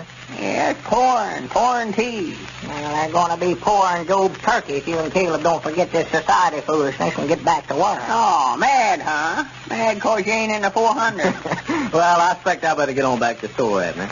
Oh, now, don't rush off. Yeah, well, the mail carrier will be out here at the mail director, and I've got to get it sorted out. I'll be seeing you. Well, glad you come over, Dick. Come back again. Yeah, so long, Richard. Now, be careful now, Grandpap, and don't drink too much of that tea over there. No, well, I'll watch myself. Well, there's Lum now. Well, howdy, Lum. Well, hello, Dick. You ain't changed your mind about buying some of that stock and getting in the 400s, have you? No, I guess not, Lum. I think I'll just stay out of it. Well, I'll come down and talk to you some more about it. I want to tell all my friends just some of it and get them in on it. All right, Lum. Well, gentlemen. Yeah, come in, Lum. Come in. Well, Grandpap, I never knowed you. One all dressed up there. Fanny, that's a nice-looking outfit you got on there. Yeah, I just bought it this morning in the county seat, Lum. Well, you look better than I ever seen you. Oh, thank you, sir. That's just what I've got to do, too, buy myself a whole new outfit. Looks like If I'm going to be a millionaire, I've got to look like one, too. Want to put a bow ribbon on his head. I don't look like no more than a thousandaire with this outfit on. No, us FFPRs has got to dress ourselves up. Oh, yeah. Too bad you ain't in society, too, Abner. I just over talking to your woman about this mining stuff. Oh, my goodness, I wish you hadn't did that, Lum, for I've done made up my mind I ain't going to buy none. Wait a minute. Looky there. Huh? You know what that is? That's solid sterling silver. 14 carats, I think. Where'd you get that? Why, it come right out of our silver mine. Squire Skimp brung it back himself. See Well, that? if this thing is such a moneymaker, what's Squire letting everybody in on it for? Looks like he'd keep it all himself. Why, just big-hearted is the reason. Letting his friends in on it, too. Trying to do something nice for the people here in Pine Ridge. He'll more than likely be known as the father of Pine Ridge. The father? Yeah, like George Washington was the father of our country because he done a lot for us. Well, I believe I'd rather just keep my money, Lum. I'll just talk to Dick about it. Wait a minute. That's my ring, I believe. Yeah, hurry up. I want to talk to you some more about it. Hello? Peabody's got him down, store. Oh, hello, honey. Yeah, he's here now. No, Elizabeth, I decide the best thing for us to do is just stay out of it. Well, I don't believe we'll make anything wrong. Oh, well, you can get inside here without trying to buy this stock and getting them FFPR. Well, now, wait a minute, Elizabeth. Well, honey, well, all right, if you just got your head set.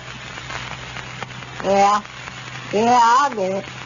All right, goodbye. Yeah, good for you, Abner. How much did you say it cost me, Lum, to get in that company? Well, I figured you ought to have, anyway, 2 shares, Abner. That'd be $100. Well, all right. Fix up the paper. Well, it looks like Abner is now a full-fledged member of the FFPRs.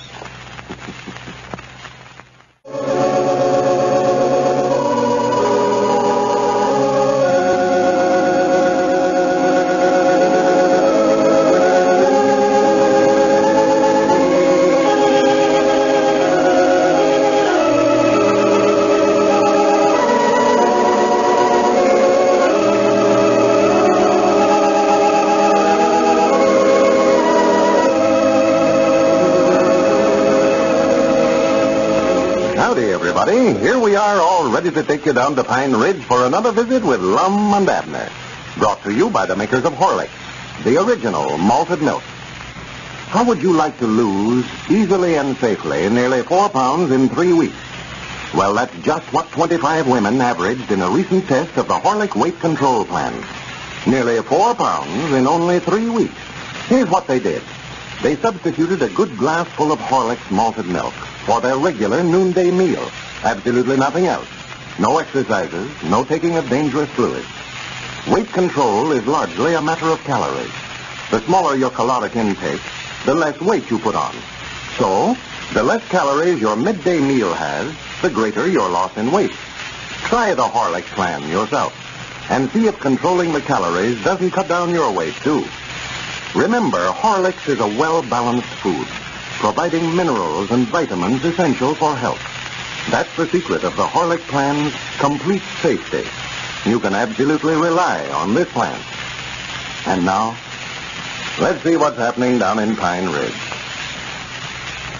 Well, yesterday, after much pressure was brought to bear by his wife, Elizabeth, Abner weakened and bought some stock in the Great Western Sterling Silver Company, of which Lum is president. On the prospect of the money they expect to make from their investment in this new mining venture, the citizens of Pine Ridge have nearly all quit work and have embarked on a mad social whirl, the like of which has never been known in the little town. As we look in on Pine Ridge today, we find Abner down at the Jot 'em Down store. Lum is just entering. Listen. Well, come in, Lum, come in. Congratulations, Abner. I just come over to tell you that you and Elizabeth has been took into the FFPR. Well, good. I know Elizabeth will be proud to hear that. Well, membership committee just held a meeting, and you passed unanimous. And there wasn't a single vote against you, neither. Well, who's on the membership committee? Why, me and Squire Skimp and Professor Willoughby, of course. Professor Willoughby? Yeah, that's that voice teacher from New York. He's a friend of Squire's, you know. Oh, that little wrong. Well, how'd he get in? I thought that FFPR stood for the First Family to Pine Ridge. He ain't been here 3 days. Oh, well, Professor Willoughby's an honorary member. And a fine man, too, Abner. And I ain't got no use for him myself. Why, you don't even know him. I saw him, that's enough for me. I lay it on to him for starting all this society foolishness around here. Oh, yeah, he's the one, all right. I thought so. He knows society, too. Him and his wife both, first, I guess. See, they're society folks there in New York. Well, I still don't like his looks. Why, Abner, there's a man that's doing more for this community than anybody that's ever come in here as far back as I can recollect. Learned us manners and etiquette and stuff like that we never would have known any other way. Just think how backwoodsy we was 2 or 3 days ago. I never knowed I was so ignorant. Now, what all have you learned? Why, everything. Like that afternoon tea yesterday over at Sister Simpson's. First time any of us had ever been to one of them. So natural, none of us knowed how to act. Are you supposed to act different at them? Yeah, you got to know how to drink your tea and stuff like that. You mean to tell me that you never knowed how to drink tea till yesterday? Well, I thought I did, but I found out yesterday I never knowed the first thing about it. I done better than Caleb Weehunt did, though. He sat over there and poured his tea out in his saucer and blowed on it to cool it. That's wrong, huh? Why, of course it is. What does a professor do, fan it with his hat? No, according to him, you ain't supposed to pour it out in your saucer at all. Well, I do know. When did they start that? I don't know. But I wish you could see how him and his wife hold a cup now. Hold a cup. They catch hold of it some way there to where their little finger sort of curls out to the side. It's sort of like a hook sticking out there. Well, what's the idea in that? I don't know. I wondered about that. Could hang another cup out there, I reckon.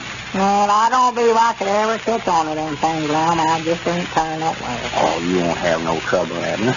All you got to do is just keep your eye on the professor. Do everything like he does. Yeah, but I'll be so far behind everybody else now. You won't be behind Caleb Weehunt, I'll tell you that.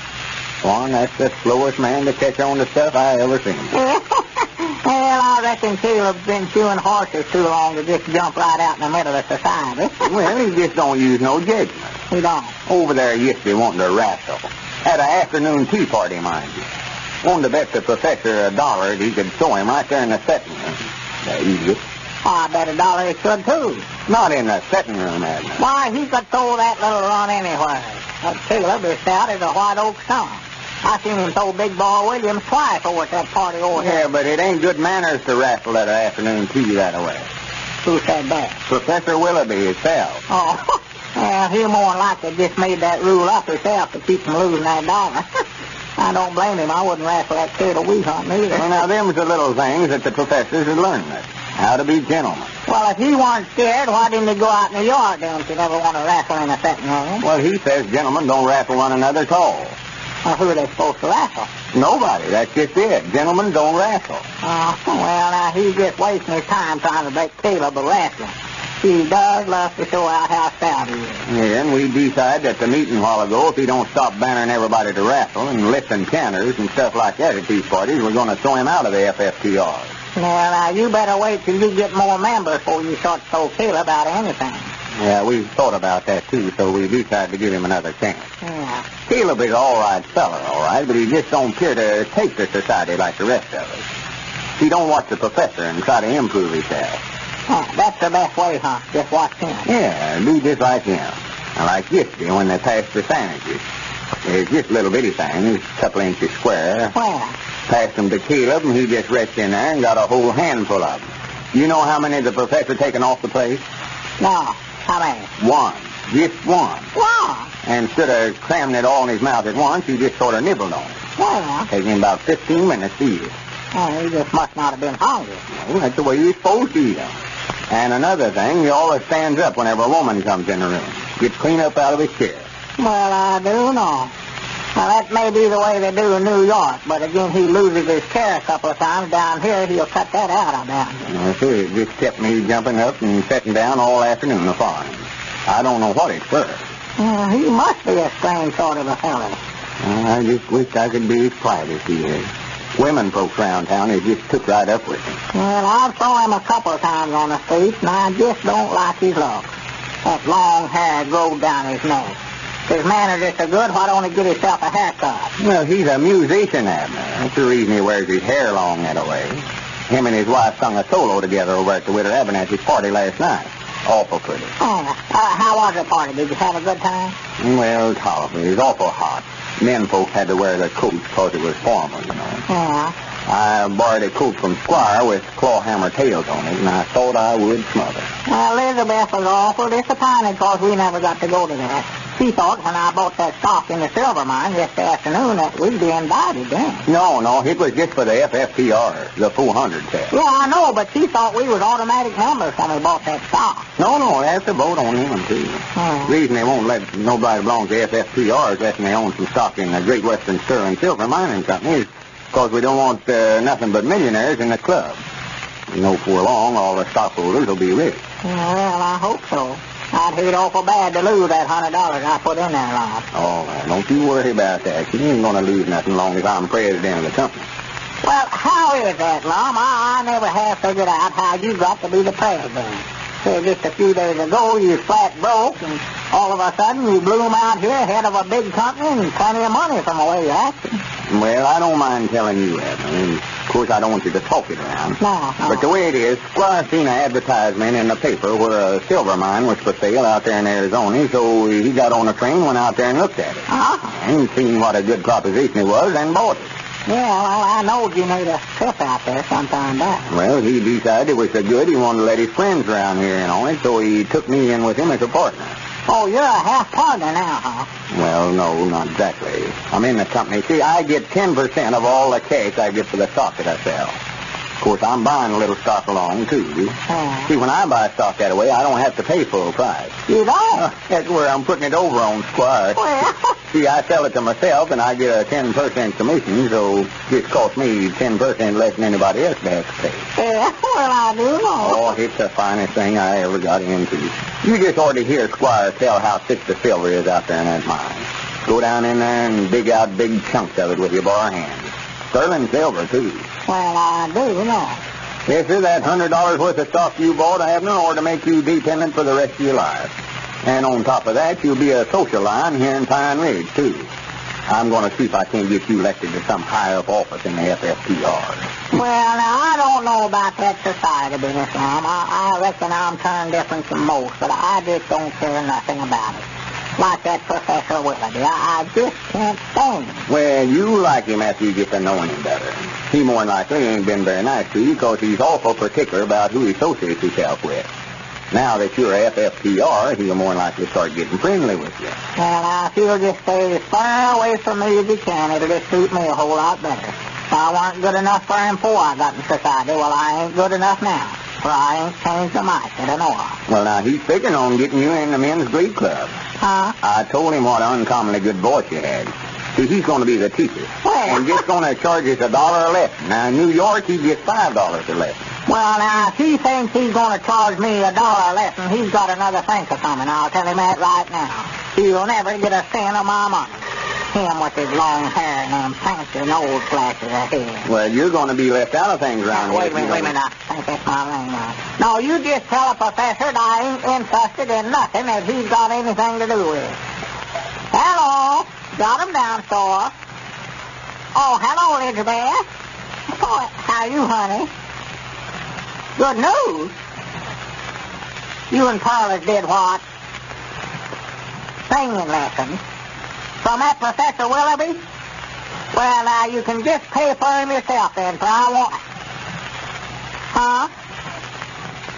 You told him that I'd join the Glee Club. Well, you can just call him up and tell him that I... Well, honey, I don't want to take no singing lessons. Well, I don't care if it is a style. I ain't a-going... Well, Elizabeth, I bought that stock in the silver mine to get you in society, but I'll be dad blamed now if I'm going... Well, all right, honey. All right. Goodbye. It seems Abner is reluctantly but surely being dragged out into the swift current of the Pine Ridge social whirlpool.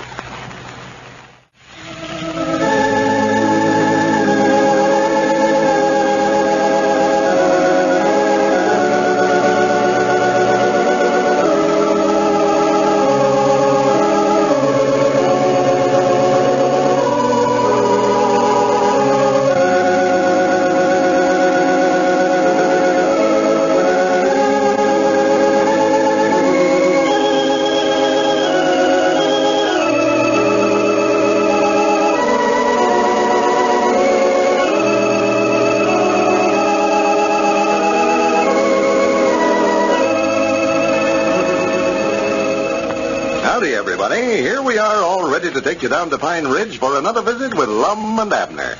Brought to you by the makers of Horlicks, the original malted milk.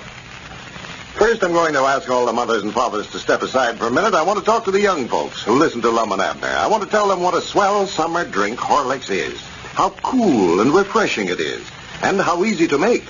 All you have to do, to get a regular chocolate malted milk is to mix some Horlicks chocolate malted milk powder with cold water or milk, and it's ready to serve.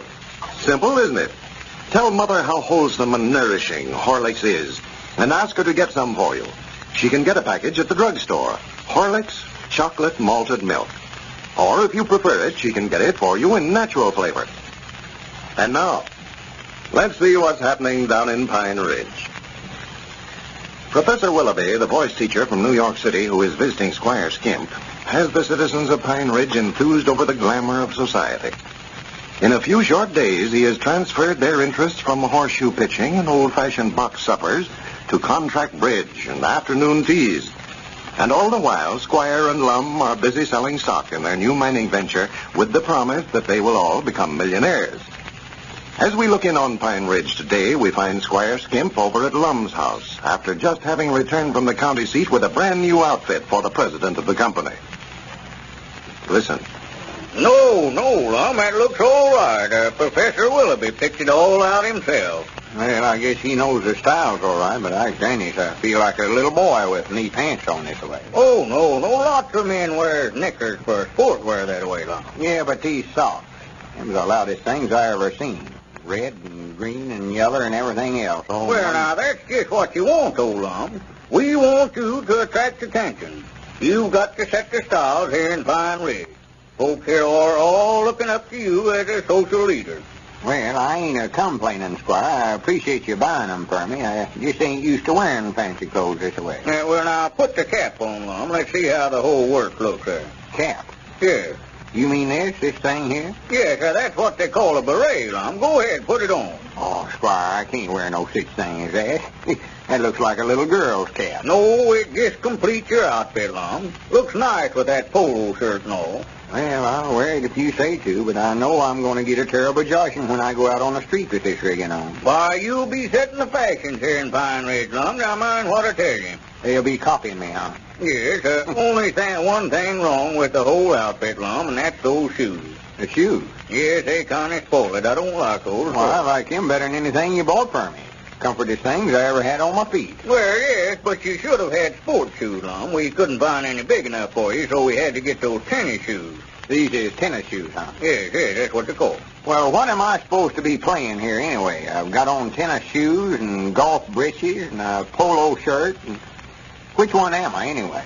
Well, you're just an all-around sportsman, I'd say, Lum. Hot dog. Play 'em all, huh? Yes. Just all-around athletic. Yes, Professor Willoughby's got some great plans for you socially, Lum. He said that you're a natural society leader. Professor Willoughby said that about you? Yes, told me that this morning. He's taken quite a liking to you. Well, good for him. He knows society rules, I'll say that for him. Yes, if they'll just listen to him, well, he'll have just as high type of society here in Pine Ridge as you'll find anywhere in the country. And the more social functions we have, the better it is for our silver mining company, too. It is? Why, yes, that's what I brought the professor and his wife here for, was to promote society. Oh, you brung him in here, huh? Oh, yes. I thought he'd just come in here to visit you for the summer. Well, of course, that's what we're telling, but you might as well know now, Lum. I'm paying him a salary to stay here and get everybody interested in society. Well, see, I knew if we got this FFPR and a few other social organizations started and limited the memberships to those that own stock in the silver mining company, well, it wouldn't be long before they'd all want to buy some stock to get in society. Well, I do know. Well, that's just the way it's a panning out, all right, but I never knowed it was done that way on a purpose. Oh, yes, I had this all planned out long before I talked to you about going in with me, Lum. Oh, yeah. And we're not good and started yet. Before long, we're going to organize some clubs that'll be a little more exclusive than those we've got now.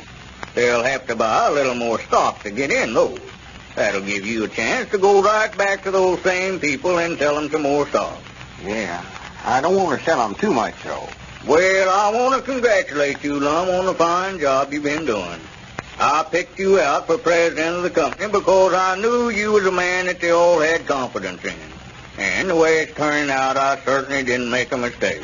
Well, Squire, you're sure there's silver out there in that mine, all right, ain't you? Oh, my, yes. Worlds of it, worlds of it. I showed you some of the ore come out of it, Lum. Solid silver. You looked at it yourself. Yeah. Well, I'd hate mighty bad if these friends of mine bought this stock on my recommendation and then it never turned out so good. Lots of them are putting up every nickel they've got. Some of them's even borrowing money to buy it. I'd hate to see them lose. Why, of course you would, Lum. I would, too. They're my friends, too, you know. They're my neighbors. Yeah, that's right. I tell you what let's do, Squire. Before we sell any more stock, let's go on out there in Arizona and start digging some of that silver out of the mine and selling it. No, now, Lum, we don't want to touch that mine till we've got all the stock sold. We want the company completely organized before we begin operations. Want to have a board of directors and all the officers elected first, you know. You got to do all that first, huh? Oh, yes. It wouldn't be fair to the stockholders to elect officers and directors before all the stock is placed, and before we know who all's going to be connected with the company. Yeah, I reckon that's right. Yes, now, don't you hesitate a minute about selling your friends all this stock they'll buy. The more you sell them, the more they'll make, and the more you'll make. Don't forget, I'm paying you 10% for every dollar's worth of stock you sell. And that just reminds me, too, I've got a check here in my pocket for you, Lum. Where? I figured up a while ago what your commissions run to up to date. Here. There's my check for $205. Have I made that much already? Yes, that's not a bad week's work, is it? Granny, this is a gold mine instead of a silver mine. Now, you said the other day, Lum, something about that you'd like to buy a little stock in the company, too. Well, yeah, I want some of it. Well, I think you being president of the company, it'd look better if you owned some stock. Oh, yeah, I want all I can get. I just wished I had more cash to put into it. Well, the thing for you to do, Lum, is take the money that you make off the stock you sell and invest it right back in the company. First thing you know, you'll be one of the big stockholders. Yeah, I could do that, I reckon. I was just a-thinking you could endorse that check I just now gave you back over to me, and I'll make you outshare the stock in the company for that amount. Well, the only thing, Squire, I'm a little short on cash right now. I was planning on using that money to live on for a spell. Yeah, well, do as you like about it, Lum, but the way that stock's going, I might decide any day to stop selling it. I don't want to dispose of too much interest in the company, you know. I want to save some of it for myself. Yeah, natural. And if I was to decide to stop all of a sudden, why, you'd be left without any stock at all. I'd like to see you get rich along with the rest of us, Lum. Yeah, I reckon maybe I better just endorse it or back over to you then. Yes, well, just sign your name on the back there, and then I'll make out the amount of stock in your name. Well, recollect, Squire, I get that stock for 10% less than the others is getting theirs. 10%? Yes, that's my commission for selling it. That's what you promised to give me. Yes, but you didn't sell this, Lum. I'm the one that's making the sale myself. If there's any commission, well, I ought to get it. Well, I had myself already talked into it, though, before you brung it up. I know right when I sold myself. I was trying to sell Dick Huddleston some stock. He wouldn't buy none, but I give such a good argument in favor of it, I made up my mind right then. I was going to get some of it myself. Well, I'll tell you what I'll do, Lum, to show you that I want to do what's right. You say you sold yourself, and I'll say that I sold you. I'll just split the commission with you, give you 5% off. 5, huh? Yes, I want to do the right thing. Well, all right. Here's your check. Yes. It's going to run me pretty short of cash, I'm feared, but I reckon I can get by all right as long as they keep having these parties and serving refreshments. Well, it's better to deny yourself now, Lum, and live in luxury in your old age. Wait a minute, somebody at the door there. Oh, yeah. Come in. Well, howdy, Abner. Howdy, Lum. Hello, Squire. I've been looking everywhere for you. Well, for goodness sake, what in the world have you got on? Oh, this is a sport outfit. How you like it? Sport outfit? Yeah, see, I sort of represent all sports, except maybe football and baseball. What about that, Squire? I reckon it'd look all right for me to carry a baseball bat or wear a mask or something like that, too. Yeah, you better wear a catcher's mask if you're going to wear that outfit out on the street, Lum. You'll have 1,000 fights less than you don't pay no attention to what folks says about you. Well, there may be a few comments, Abner, but Lum will have the satisfaction of knowing that he's properly attired. Yeah, anybody that laughs at this outfit is just showing their ignorance. Them legs of yours hanging out of them knee breeches look like a pair of mop handles sticking out of a barrel. Now, listen, Abner, don't go too far with your talk. Yeah, how much would you charge to scarecrow a field? Do which? Scarecrow a field. How big a field? Abner, if you don't shut up your mouth, I'm going to whop you on. If you just come over here to start a ruckus, you can just get right out of here. Well, I never come over here 'cause I wanted to, I'll tell you that. I don't know whether you know it or not, but Professor Willoughby has got us singing a duet, he called it, over at Geraldine Seastrunk's coming out party tomorrow night. Coming out party? Yeah, she's making a debut, or that's what the professor called it. Yes, a debut. That's a society term where a single person reaches age where they're eligible for matrimony. They have what they call a coming out party to announce to the public that they're ready for betrothal. Ready for what, Squire? Betrothal, to get married, Lum. Oh, they have one of them parties to let everybody know that they would get married if somebody'd asked them. Yes, that's it exactly. I'll be dad blame. I never heard of that before. Oh, yes, that's quite a common thing among the society folks. That's just what I've been looking for. Grannies, I'm going to give a big coming out party for myself. Give me that check back, Squire. Grannies, I'm going to make a debut that'll make them all sit up and take notice.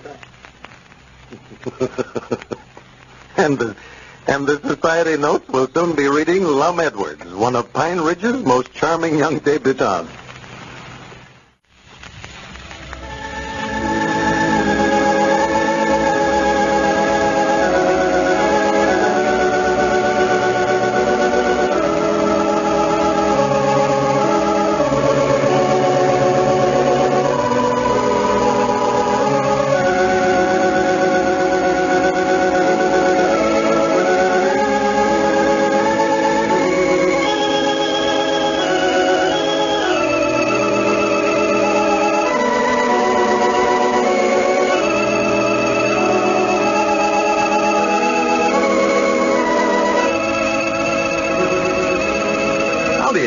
Here we are, all ready to take you down to Pine Ridge for another visit with Lum and Abner. Brought to you by the makers of Horlicks, the original malted milk. By the way, when you're packing up for that vacation, don't forget a good supply of Horlicks tablets. They're going to come in mighty handy, both on the trip and when you get there. If you're motoring, for instance, and the family gets hungry, Horlicks tablets are just the thing for filling in. They'll keep the family happy and satisfied till you get to a place to eat. And appetites won't get spoiled. During the vacation, Horlicks tablets have scores of uses for golfing and fishing and tennis and hikes. Whatever you like to do, Horlicks tablets come in especially handy. They enable you to go longer without regular meals, let you stay longer out of doors. They'll give you greater energy, too, to do the things that you want to do. So by all means, slip a flask in your grip before you start. Your dealer keeps them in 2 flavors, natural and chocolate. And now, let's see what's happening down in Pine Ridge. Professor Willoughby, who is imported by Squire Skimp to promote society in Pine Ridge, is certainly accomplishing what he set in to do. For the past few days, there has been one continuous round of parties. The latest social event is the coming out party scheduled for tonight to announce the debut of Geraldine Seastrunk. Lum and Abner, who are studying voice with Professor Willoughby, have been asked to sing a duet at the party tonight. And as we look in on Pine Ridge today, we find Grandpappy Spears and Cedric Weehunt down at the Jot 'em Down store talking with Abner. Listen. Oh, yeah, that Lum sickness style's all right. Fanciest dresser I ever seen. Well, I don't believe I like him in them knee pants, though. That's just carrying things too far. He looks about 7 foot tall without outfit on. Yeah. And he calls himself the Pine Ridge Playboy now. Oh, yeah, he just dove head foremost into this society business. He'll do anything Professor Willoughby tells him to. Well, I guess the professor knows society manners all right. Yeah, if you want my notions on it, he's just a ruining the town. He'll have half the folks around here feuding with one another before the thing's over. The women folks is all giving these parties trying to outdo one another. Sister Simpson and the widow Abernathy ain't even speaking to one another now. 'Cause the professor said that the widow had the nicest party that's been give yet. Well, Paul's about ready to take out and quit it, I think. Caleb don't like it, huh?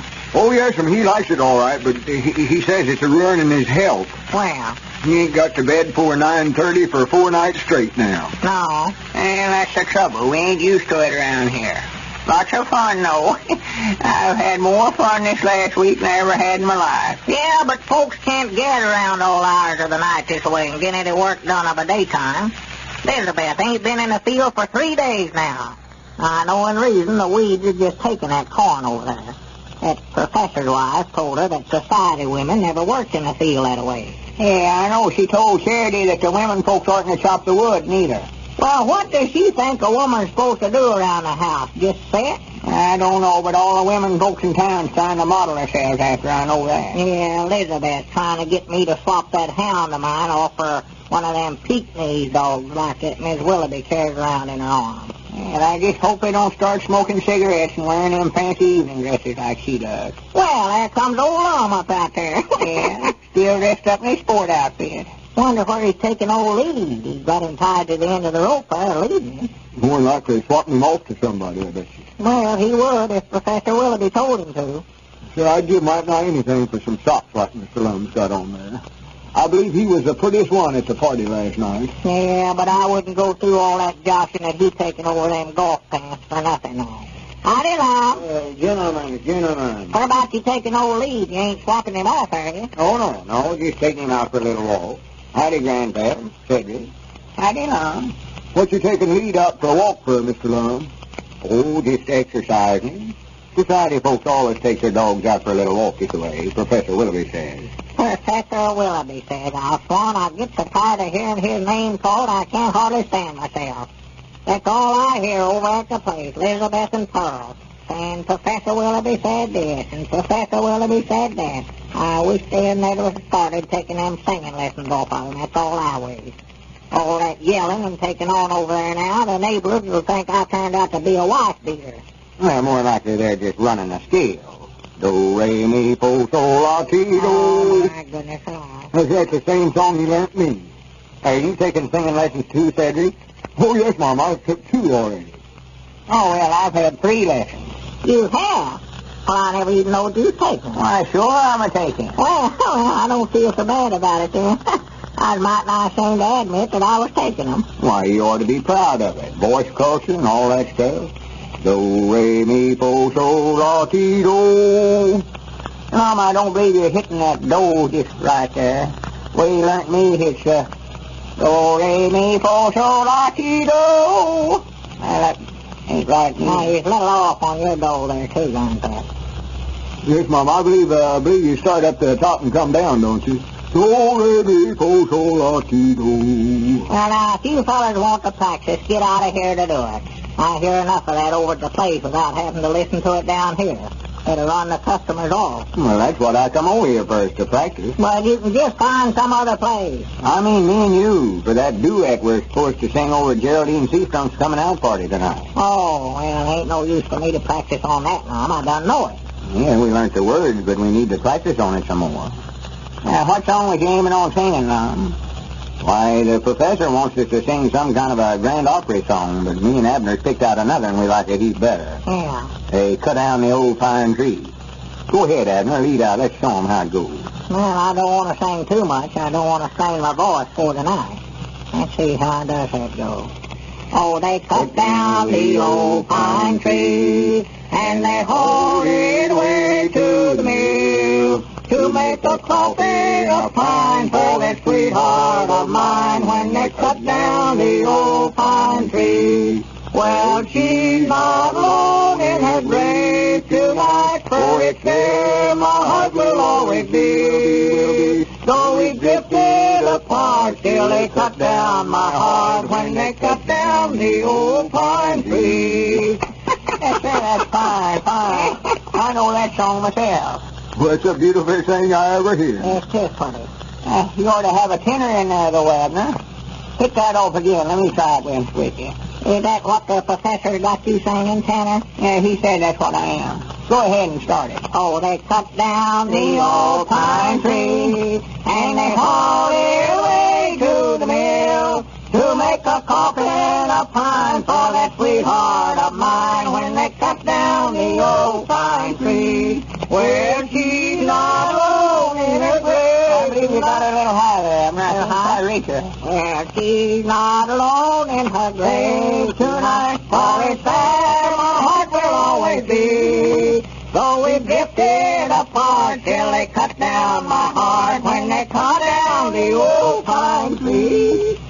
the older a little on that, I believe. See if I could sing that if I know the words to it. Oh, they cut down the old pine tree. Cedric, I never knowed you had such a good singing voice. Just 2 lessons is all it took. Yeah, for the land's sake. Well, I might get you to sing a solo at my coming out party, Cedric. Yeah. I love you truly, or something like that. Hey, you having a coming out party too, Lum? Well, yeah, he's studying about it. So. Yeah, he's going to make a debut. That's what they call it, Squire said. Yeah, I was talking to the professor about that, though, Abner. He said the men folks don't ever make a debut that way. Well, I don't see why they don't. Yeah, what is this coming out party they're talking about anyway? I never heard of them before, debuts and all that stuff. Well, it's just a big party there when somebody gets up old enough to where they would get married if somebody asked them to. Get writing to some matrimonial bureau or putting an ad in a paper, something like that for a husband, why they make what they call a debut. They come out. Come out of what? Well, I don't know. Now, there's something I don't know a thing about, Granddad. I wondered about that myself. Well, sir, I'll bound you that's the reason the sea skunks is having their party out in the yard tonight. So Geraldine will have some place to come out of. She can come out of the house into the yard. Well, now, there's reason. Why, sure. Well, I wouldn't pay no attention to what the professor says, Mom. If you want to have a coming out party and announce yourself open for propositions to get married, it's your own business. That's the way I look at it. Yes, sir. It would be a pretty good thing for me to give, I reckon. I never had thought about that. Oh, well, there comes Squire Skinner. What? Yeah? I reckon what he's doing coming over here. I don't know. He ain't been over here much lately since he started his silver mining business. Oh, Squire's been awful busy. Trying to see that all his friends get to buy some of the stock in the company, you know. He don't want nobody to be left out. No. Well, sure, I can't hardly wait till we start getting some of them dividends from that stock. Howdy, Squire. Yeah, hello, Squire. Good afternoon, gentlemen. Good afternoon. Sit down, Cedric. You don't have to stand up. That's just when women folks comes in. Well, sir, men, I've got something I know you'll all be interested in. I was just talking to Professor Willoughby, and he said that what we need in Pine Ridge is a country club. Country club? Yes, sir, a first-class country club. Oh, we don't need no country club, Squire. We're trying to improve ourselves. We're going to have a club. Let's have a city club. Oh, well, it'll be up to date, Mom. They have them in the cities, you know. It's a select crowd. Well, what it is, a golf club. You know what a golf club is, don't you, Mom? Oh, yeah, my.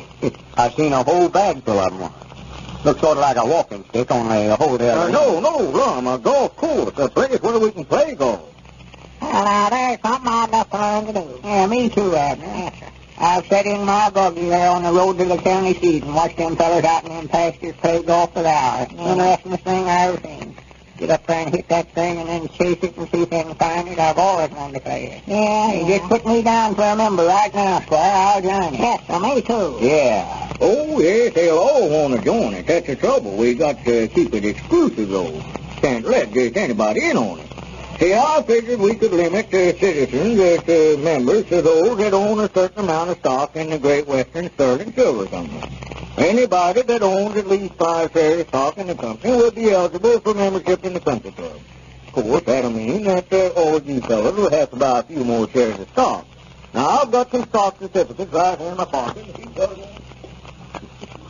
We wonder if the idea is to learn to play golf or to sell more stock in the silver mine.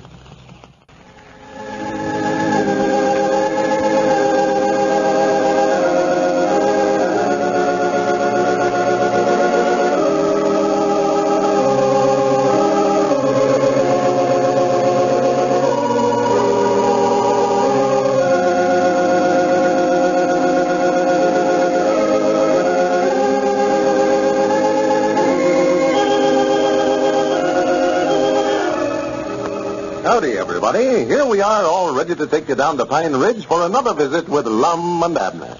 Brought to you by the makers of Horlicks, the original malted milk. Before we hear what's going on down in Pine Ridge, let me remind you that articles bought at low cost aren't always good bargains. Quality often suffers because of the low cost. Remember this when next you're buying malted milk for yourself or family. Remember that Horlicks is infinitely superior to the cheaper, low-grade products frequently offered as just as good.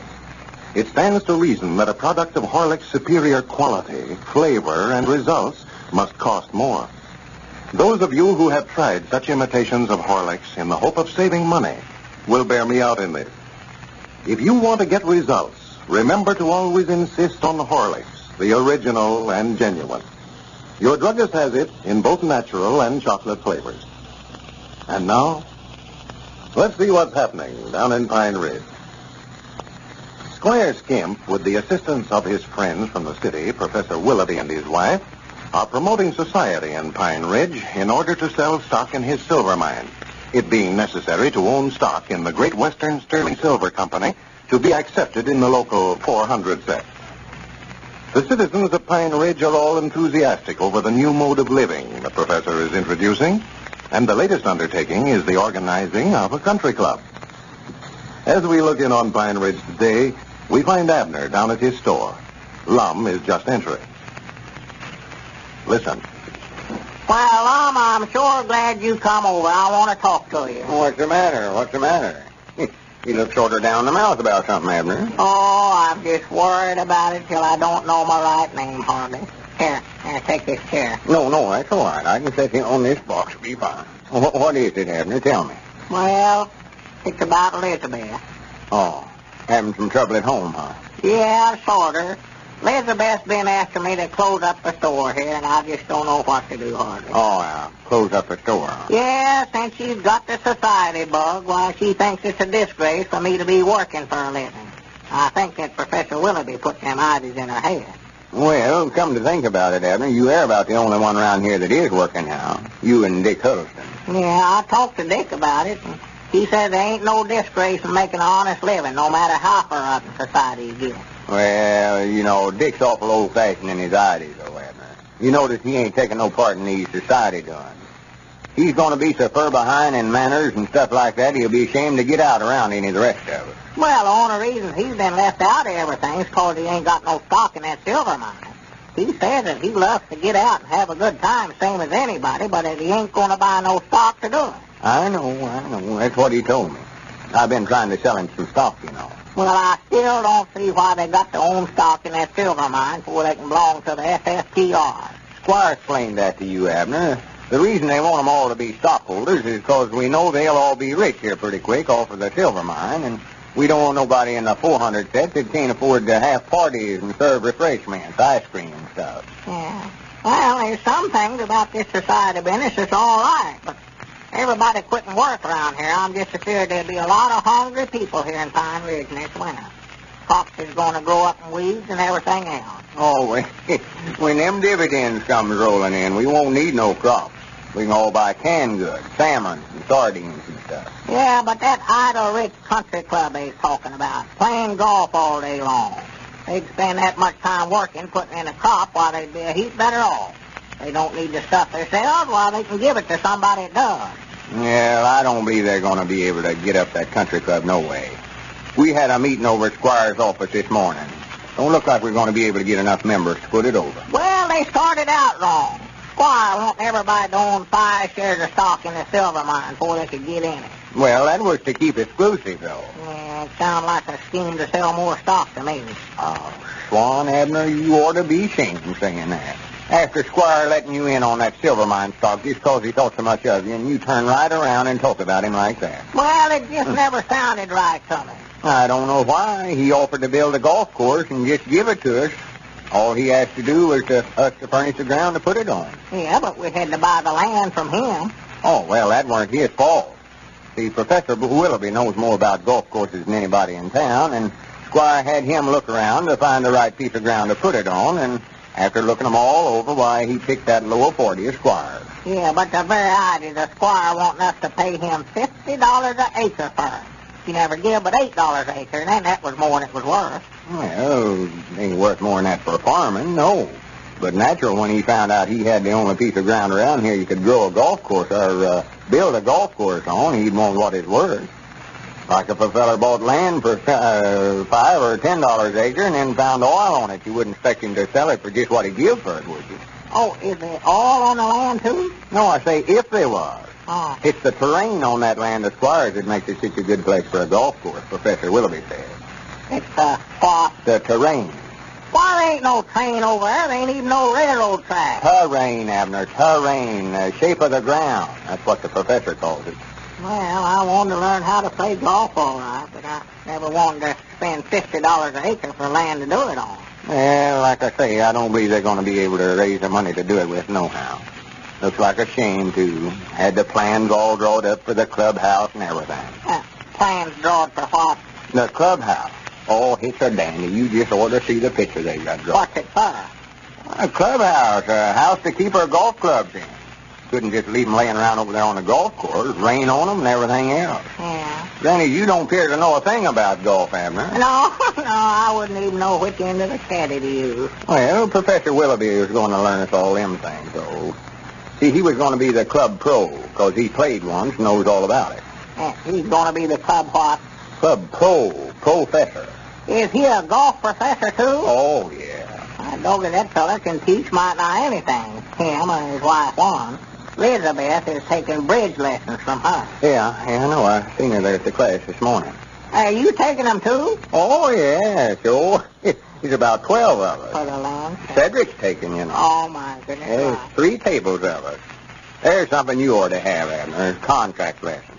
There ain't nothing that'll put a polish on you any quicker. Thanks. Oh, my. You're getting right up on the top of society when you get to playing that stuff.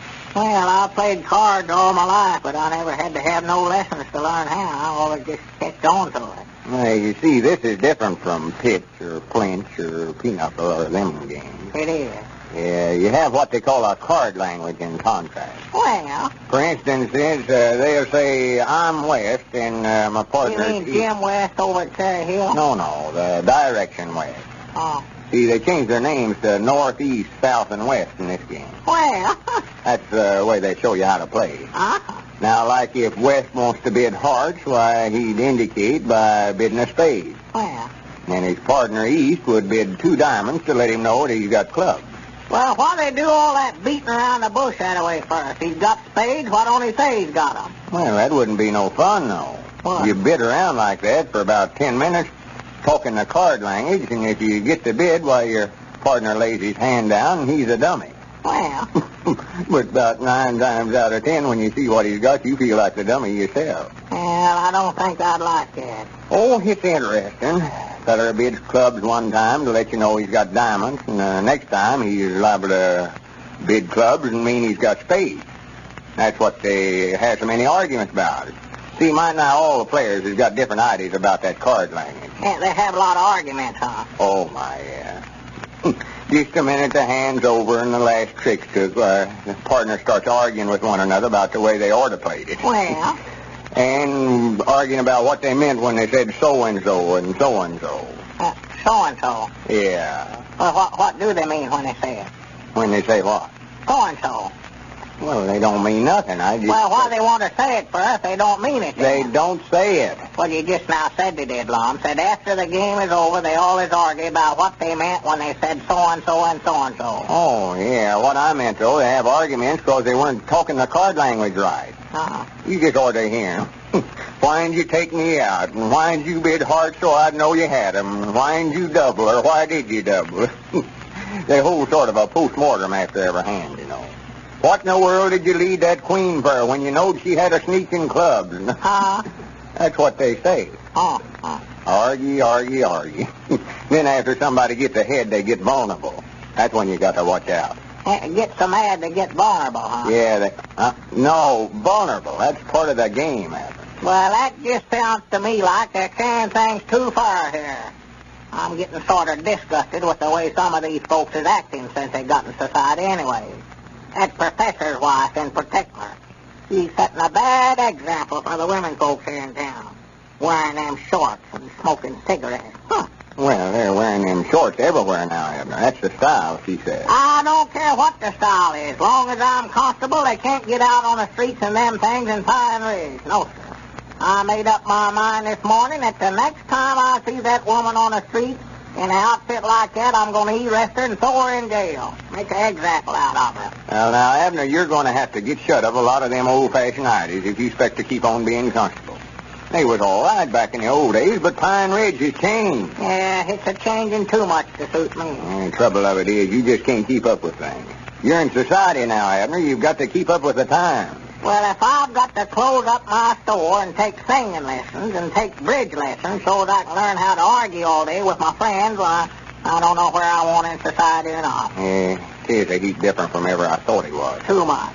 But you know that old Eddard saying, when in Rome, do as Romans does. Well, it just don't... Huh? When and where do as who does? I say, when in Rome, do as Romans does. What I mean Have is... they got society in Rome, too? I don't know. That's just an old saying of mine. Tell you the truth, I think Rome burned down a long time ago anyway. I know I've heard about somebody playing a fiddle while it's on fire. Well, did he think I'd put the fire out playing a fiddle? I don't know, Abner. Is that professor trying to get that started now, having somebody play a fiddle every time we have a fire here? No, I just said when in Rome, do... Well, for the land's sake. What? Who in the world is that? Oh, you mean them two little boys riding them bicycles? Them ain't little boys. That's a couple of women folks wearing shorts. Short? Dad, blame it, I'll put a stop to that. Wait a minute, Abner. Hey, hold on there. Stop right where you at. What's the meaning of running around town outfit like that? Abner, wait a minute. You better find out who it is I first. don't care who it is. Just get out off of them bicycles. You're both under arrest. Abner, you idiot. That's your wife and daughter, Elizabeth and Pearl. Oh, my goodness. Abner seems to be having difficulty adjusting himself to the new mode of living in Pine Ridge. This is Carlton Bricker speaking for Lum and Abner and Horlick. We'll now bid you all goodbye until tomorrow at this same time.